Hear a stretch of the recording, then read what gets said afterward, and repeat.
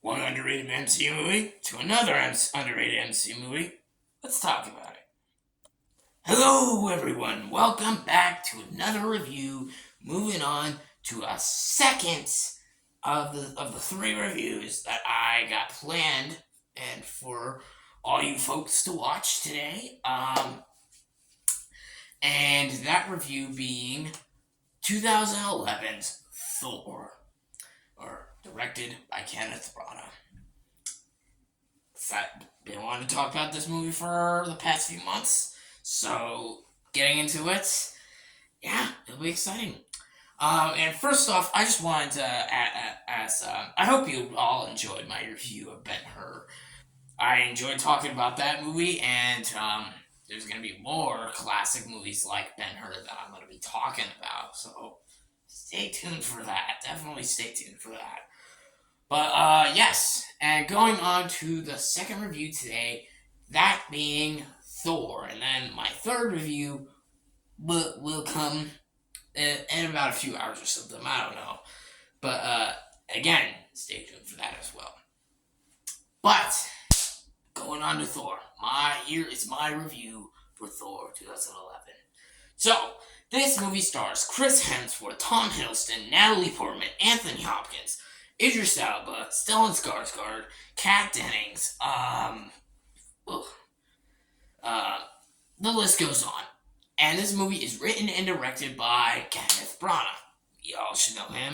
And basically, the story of this movie is Thor. He's the son of Odin. He's set to be crowned as king of Asgard, but then till he kind of messes up a mission and gets, because he gets his friends in danger, and then one of them gets stabbed, so it kind of screws him up as a king. So Odin basically punishes him and sets him down on Earth to learn from his lesson.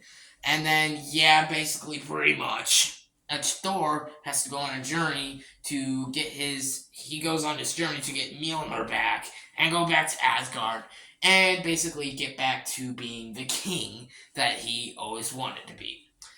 And yeah, just getting into this movie already, this is definitely one of the most underrated movies and MCU movies, and more people need to watch it. Yeah,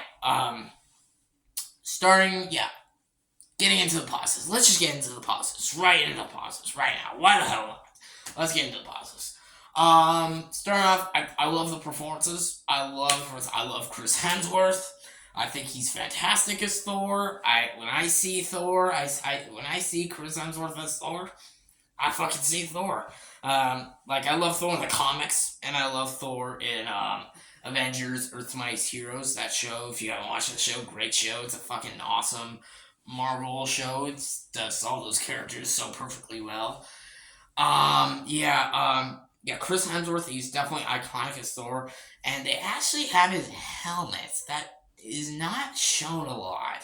I think in only one scene in Thor Ragnarok, but there's only one scene in this movie, which is kind of disappointing because Thor's helmets were really cool and it really adds to his costume, but it's not really too big, what some people would say.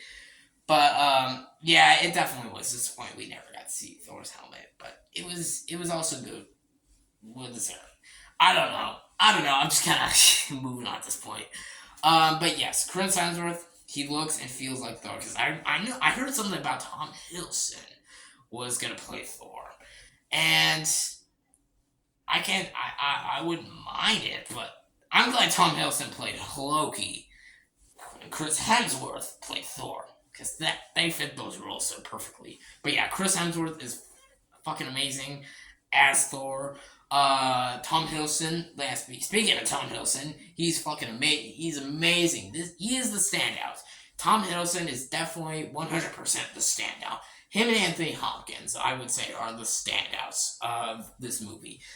Like, his performance, Tom Hiddleston's performance in this scene is some of the best acting I've seen in the MCU. Like, there's a scene in this movie that involves Tom Hiddleston and Anthony Hopkins, aka Loki and Odin, where basically Loki finds out he's a frost giant, and then in front of Odin, he just basically is just like, and like yelling at him in panic, just like he just doesn't understand why. That scene is some of the best acting I've seen in the MCU. If I did a top 10 like best scenes in the MCU, that would be in the top 5. Like that, I'm dead fucking serious. That would be in the goddamn top 5. Because that scene really shows Loki and Odin as characters. And Anthony Hopkins, of course, is amazing in that scene as well. Yeah, that is a scene not a lot of people talk about. But more people should, because that scene really is fucking amazing, man. Oh, God, it really hits you hard. But yeah, and speaking of Anthony Hopkins, like I said, he's the other standout in this movie. He's in my top 5. Anthony Hopkins, for those who don't know, he's in my top 5 greatest actors of all time.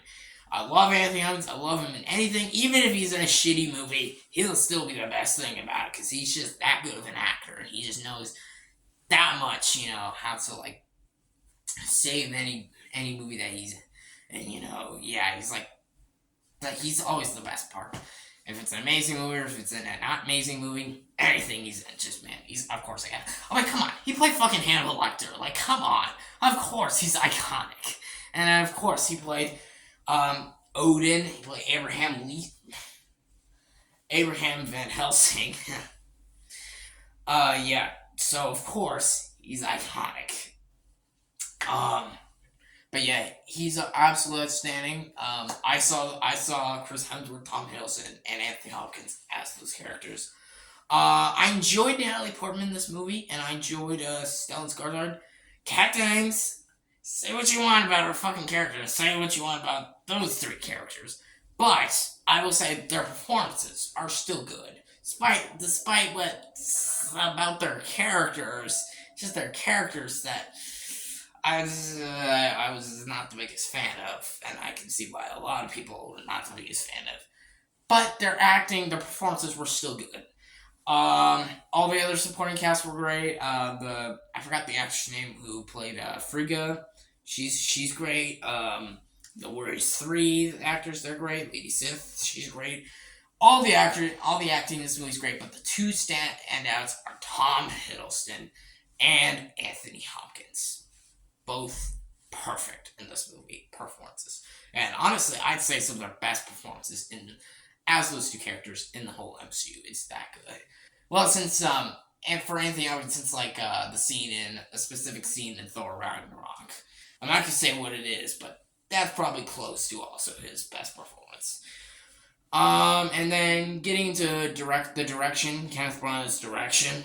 I think his direction is great. I think he did a great job. I think he really shows how royal, and how deep the Thor movies should be. Because the Thor movies, they're like Norse mythology royal movies. That's what they are. They're Asgardian movies, not goofy fucking comedies. Taika Waititi. At least, no, the Thor Love and Thunder, Taika Waititi, not the Thor Ragnarok. But yeah, more Thor movies need to be like this. More Thor as a character needs to be more like this, because Thor back then was taken so seriously, and they did him actually really well. And this is the kind of Thor that I want. Because, okay, I have to mention this. For a character of Thor, with Thor Ragnarok, that movie being a comedy kind of actually made sense. It actually made sense, because Thor was with the Avengers for a few years, so he was used to interacting with them, and it changed his character and personality because how much they are. He learned more about them. He spent more time with them, so that changed his character a little bit. He became more what's the word? He became more about Earth, I guess. But yeah, that changed his character and it made it more like of a comedy. And that actually worked. And Thor Ragnarok, that movie actually put the serious moments right at the right time, while also putting enough comedy so it doesn't overpower the scenes. So that worked. Thor Ragnarok, it actually worked. And Thor Love and Thunder, they didn't take any scenes seriously, and it was all just joke. So many jokes. So many motherfucking jokes. So many goddamn jokes.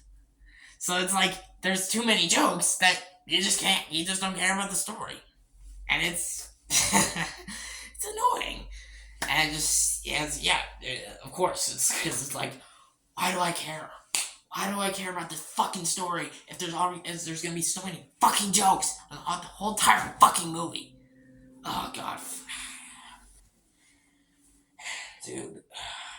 Thor: Love and Thunder. Fuck that movie. That is one of the worst MCU movies. Jesus Christ. That movie pissed me off.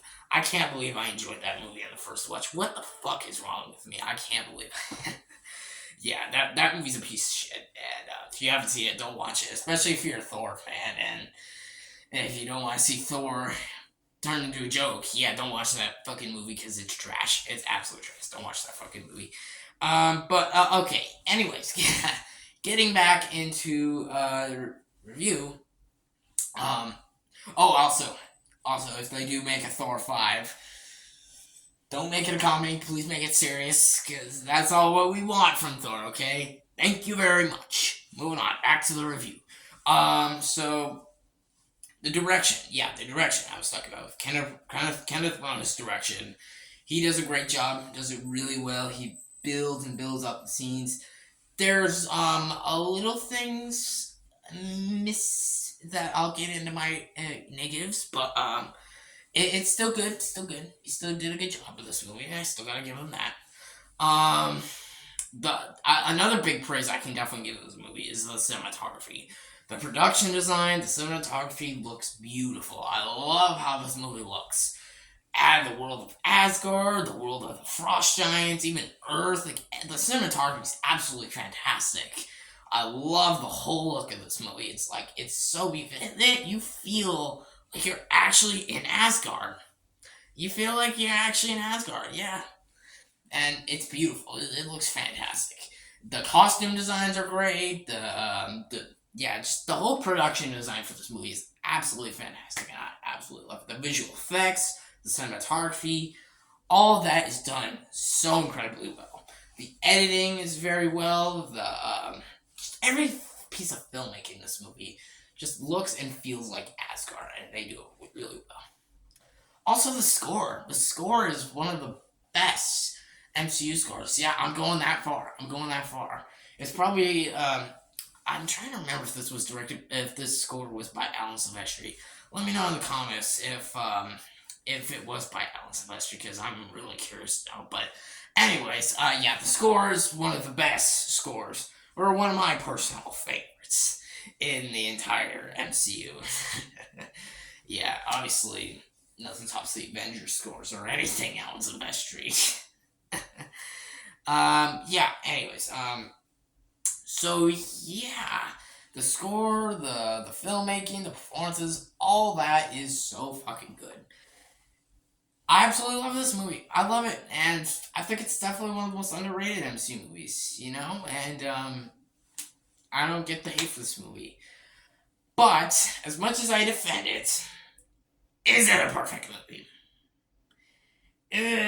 Not quite. There are some issues that I did have with this movie. There's not a lot, because I genuinely do think this is a fucking great movie, and I absolutely defend it. But there are a few issues I have to mention. For one thing, once again, yeah, the obvious that a lot of people will mention when I see people review this movie and they talk about it.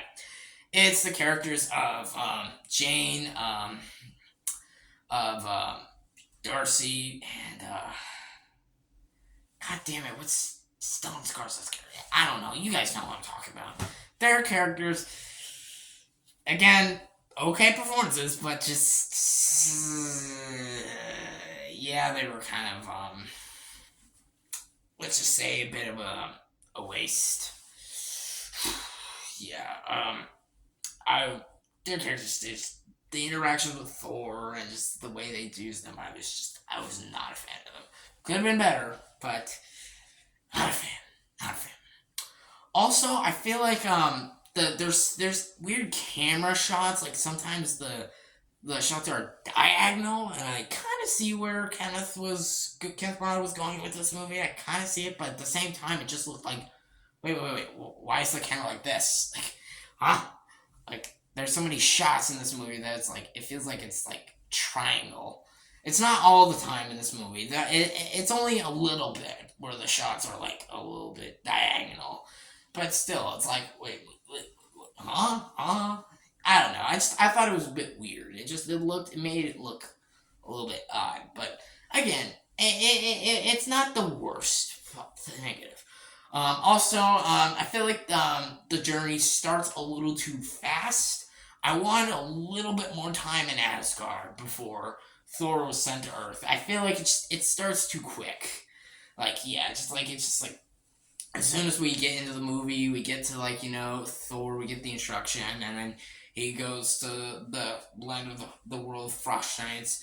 And I was just like, wow, this is so awesome. And then as soon as he gets sent to Earth, I'm like, already? We're already here? It feels like it just started. I feel like they should have just made it a little bit long, like at least 10 to 20 minutes longer. Spend a little bit more time at Asgard. I just feel like it started a little too slow. But oh yeah, this is not a negative. This is more positive. One thing I meant to mention is the comedy.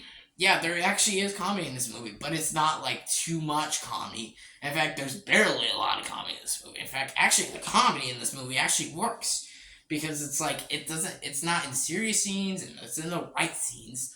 Like I made a little short about this about this scene a couple weeks ago. If you guys watched it, you probably heard of it. It's when he said when Thor just walks into a pet store. And then he just like, because he needs a horse to go find Mjolnir, and he just goes in the pet store and just says, "I need a horse." And then the pet store owner just says, "We don't have horses, just dogs, cats, birds." It's just. That scene always cracks me up every time. Even like the mug scene where he just throws on the floor because it's just like it's in the middle of a whole like public place because he's like from a totally different planet on Earth. It's like it's so funny. It's like it's so fucking funny. It's just like still always gets me. Those jokes like that always crack me because that is comedy done properly in the MCU, especially in Thor. Comedy, humor done properly, and good, and well thought out in the Thor movies. That's all I gotta say there. But yeah. Overall, in terms of this movie, I love this movie. I think it's great. I grew up with it. I think it's a great movie. It's not a perfect movie by no means, but it is a damn great one. It is a definitely great one. If you haven't watched it, go check it out. And if you haven't seen it in a while, if you want to give it another chance, I definitely recommend giving it another chance because it is a great watch and it is an enjoyable time, and it is definitely one of the more underrated MCU movies to watch. So yeah, I'm gonna give Thor an 8.5 out of 10. Yep, I'm going that high. I think this movie's a fantastic film, just not quite perfect. So, yeah. So that will wrap it up for my review today, guys. I hope you all enjoyed today's review. Let me know in the comment section below. Do you like this movie? Do you not like this movie? Do you think it's underrated? Let me know below. If you don't think it's underrated, if you genuinely think this movie's bad, that's fine too. We all have our own opinions. But if you're like me and you think it's underrated, talk to me in the chat below. Or yeah, let me know below. What do you think of it? And yeah, stay tuned for the third review I got planned for today. Movie ranking I got planned later this week. And any possible other movie reviews I could possibly be doing. I do have some ideas. So, yeah, as usual, take care, guys. And please like and subscribe. And take care. I still don't have one yet. That is a problem, guys. I gotta find an outro. Let me know in the comments below. Do you have any ideas for an outro I can do? I would love to hear it. See y'all in the next video.